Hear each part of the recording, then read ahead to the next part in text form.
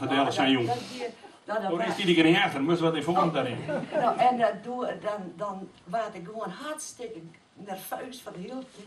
Maar dat ik dan ook het voorlezen weer, dan deed heel dit zo.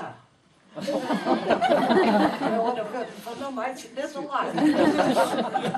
En dat zit je vertellen, ik iedere wat mij heb beleefd en dat weet ik pas na haar versterken dat zij dat weer. Toen werd ik interviewd door Sietse de Vries. En in de Leeuwarden Krant, er was een mooie foto erbij, maar er stier in het interview wat over meisjes van 60 jaar, vooral die van 60 jaar. Een beetje een ongelukkige uitspraak van mij, dat ik vond dat die draaier hetzelfde uitzeggen. Maar van die grijze rijjassen, kapjes die, van die rijkapjes, nou, van die plastic. Ja, ik kan me er wat bij voorstellen. Nou, en dat stier erin.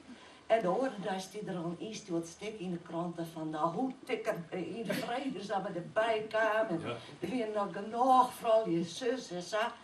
Nou, en dat stier erin. En jongens bellen heel keer, nou je. Wat een stek in de krant. Ja, nou, doorstrek wat hoor ik. Zeg, ik viel me superhaast verplicht om een werkwoordje te schrijven dat ik het zo net bedoel, dan hak ik die. Dus dat is die dan weer. Die horen daar in de krant. Nou, je wat nou je? Nou, dat is mooi dingen, ja? En pas nadat ze verstaan, wie weet ik dat zij dat doen.